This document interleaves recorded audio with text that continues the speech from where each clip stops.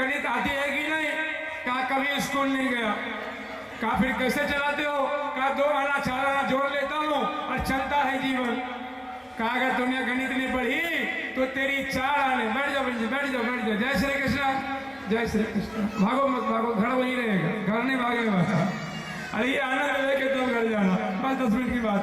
जानते मैं आपके हित के लिए रोक रहा हूँ, मेरा कोई फायदा नहीं। क्यों? आज जो कहने जा रहा हूँ तेरे जीवन का सार है।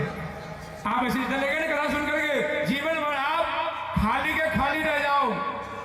कथा जो है ना उससे रिलेटेड सार है।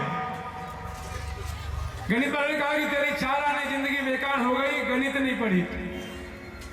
अंग्रेजी वाले ने पूछा यू नो इंग्लिश? केवट ने कहा ये भैया स्कूल के आई नहीं, अंग्रेजी फंग्रेजी नहीं आती। कहा तेरी 8 आने जिंदगी बेकार। संस्कृत वाले ने पूछा तुझे संस्कृत आती है? पूरा जीवन सारे ग्रंथ संस्कृत में लिखे हैं। कहा नहीं आती। कहा तेरी 12 आने जिंदगी गई, 4 आने गणित में, 4 आने अंग्रेजी में और 4 आने संस्कृत में।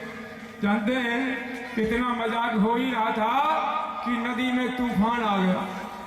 तूफान आ गया और नौका हिलने लगी और तीनों मास्टर जी इधर से उधर, तीनों मास्टर जी ने कबूआ के पकड़ लिया केवट।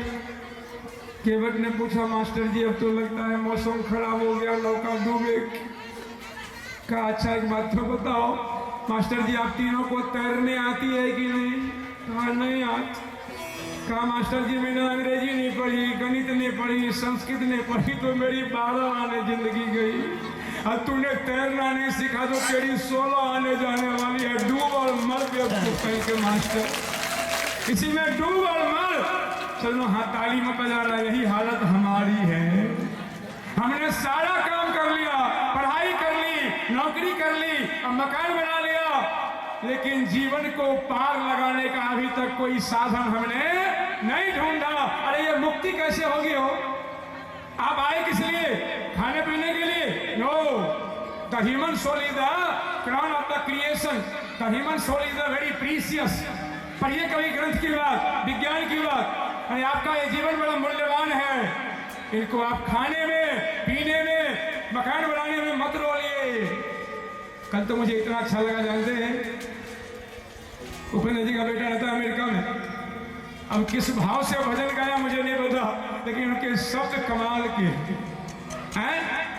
अरे यही जीवन में गाने वाला भाव अगर जीवन में उतर जाए, आनंद हो जाए साहब। इसलिए मैं आपसे कहना चाहता हूं, कन्हैया को जानना है ना, कन्हैया के सार को जानना है तो माखन चुरा के खाने की चीज है।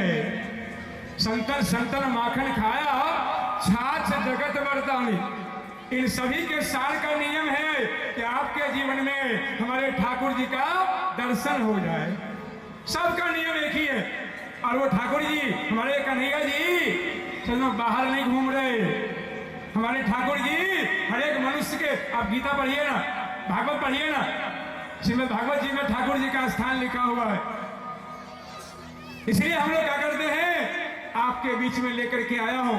अगर आप लोग भी चाहते हो ना कि आप भी ठाकुर जी के असली मर्म को जानिए, तो आपको भी आपके अपने हृदय में जाना पड़ेगा। आपका हृदय स्थल ये है, आपके ठाकुर जी यहीं बैठे हैं, सबके पास है।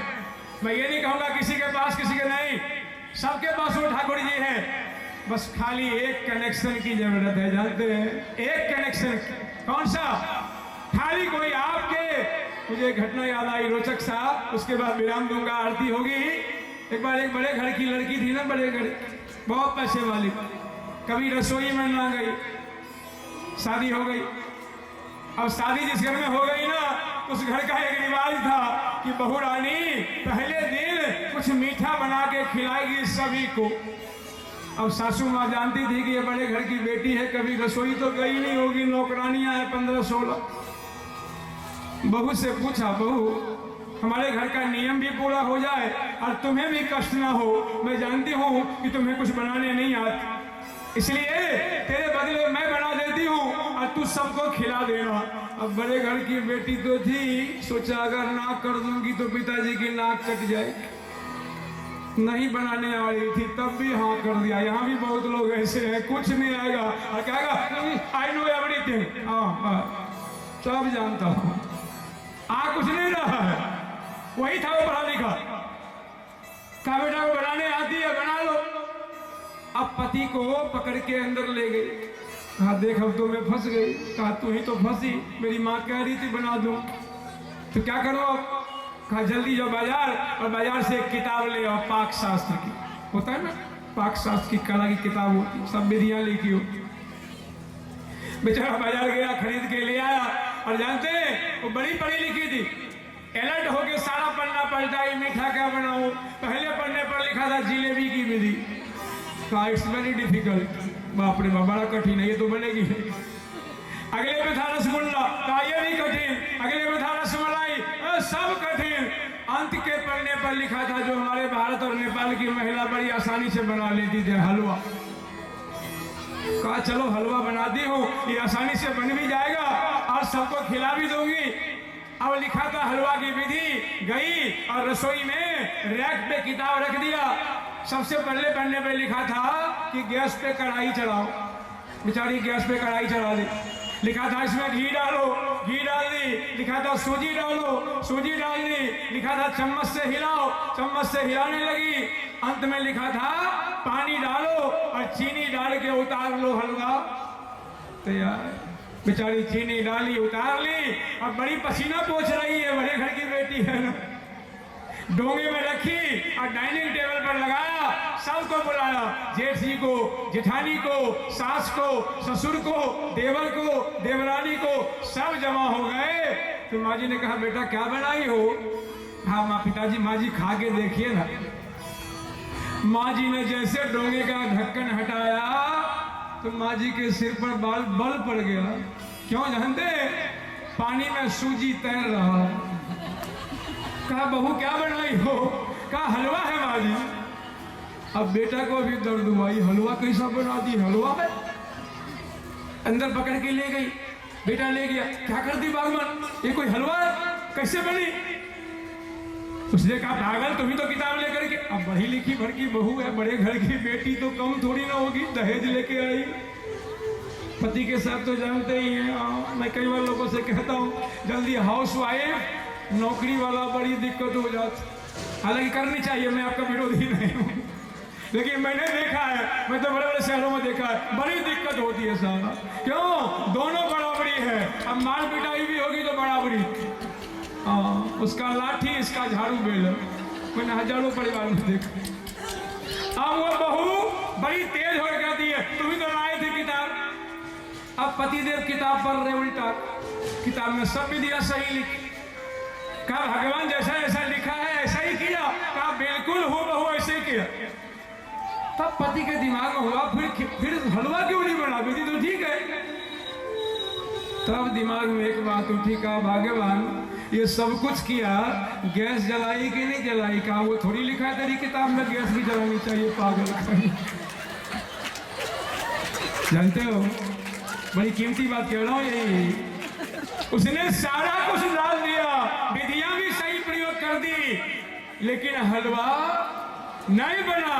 एक के कारण से कि नीचे जो गैस जलती है वो गैस की लाव नहीं थी। आप भी भक्ति में सब कुछ कर रहे हो, लेकिन ठाकुर जी का लाव कहाँ जल रही है?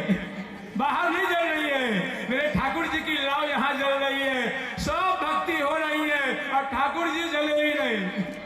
हमारे भीतर ठाकुर जी प्रकट ही नहीं हुए, भगवान आए ही नहीं, अब भक्ति हो रही है, नाच हो रहा है। हम आपसे पूछते हैं, आजकल शादी का सीजन है, शादी के सीजन में बहुत सुंदर पंडाल हो, बहुत सुंदर बाराती हो, बाराती के पास 1-1 करोड़ की गाड़ी हो, बाराती देखने में वही सुंदर हो, लड़की वालों ने खाने का इंतजाम 56 प्रकार के किए हो, बाराती घर पर पहुंच जाए, सब चीज हो जाए, लेकिन बाराती के बीच में एगो नहीं है। कौन नहीं है? जोर से बोलिए। उस घोड़ी पर दूल्हा नहीं है। ईमानदारी से बोलना, लड़की वाला खूब खिलाएगा ना बाराती को? नहीं खिलाएगा? सब कुछ बढ़िया है, लाइटिंग बढ़िया है, पंडाल बढ़िया है, घरबार बढ़िया है, बाराती अच्छी है, लेकिन दूल्हा नहीं है ना साहब तो बारातियों का सम्मान नहीं है। यही हाल तुम्हारा है। तेरे घर में भक्ति के लिए सब कुछ है, लेकिन भक्ति के बीच में बैठने वाला मेरे दूल्हे राजा अभी तक तेरे पास तो आए ही नहीं। ठाकुर जी आए ही नहीं और चल रही है भक्ति। इसलिए भाई बहनों, आज का विषय मैं आपसे कहना चाहता हूँ। श्रीमद् भागवत जी का बड़ा एक संदेश है। जो भी लोग ठाकुर जी को, क्योंकि समय कम है, अभी 3 दिन और बाकी है, बहुत कुछ सुनाऊंगा और हम आपको सुनाने खाली नहीं आए। सुन के क्या करेंगे आप?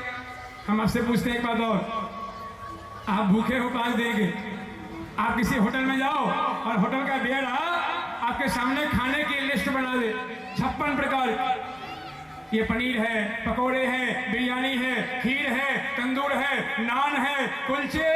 आप कहोगे मूर्खानंद कुछ ला के दे दो यार, खाली बातें किया जा रहा है, क्योंकि बातों से कभी पेट भरने वाला। आपसे पूछता हूँ, ठाकुर जी की बात करने से पेट भर जाएगा? ठाकुर जी को खाना पड़ेगा, ठाकुर जी को लाना पड़ेगा जीवन में। और मैं बड़ी गारंटी से कहता हूँ, ईमानदारी से, इस ग्रंथों के हवाले से, ठाकुर जी सबके हृदय में बैठे। और जब तक ये हृदय नहीं खुलेगा ना आपका, जब तक ये नेत्र नहीं खुलेगा ना, तब तक आपके जीवन में ठाकुर जी का पदार्पण नहीं होगा। तब तक तो यही बाहर वाला नाच होगा। असली वाला नाच भीतर में होता है साहब, भीतर में। मीराबाई कब नाची? कब?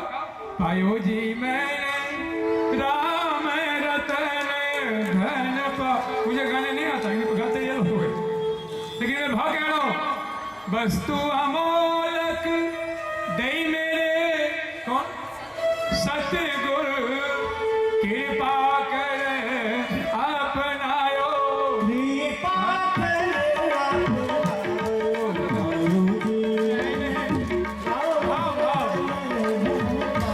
बस इतने भाव समझा है। अब सोचिए, वो लिखती है कि मैंने कब वो धन पाया राम जी वाला। कृपा कौन किया? अरे अब कभी समझिए, आरती गाते ना, विषय विकार मिटा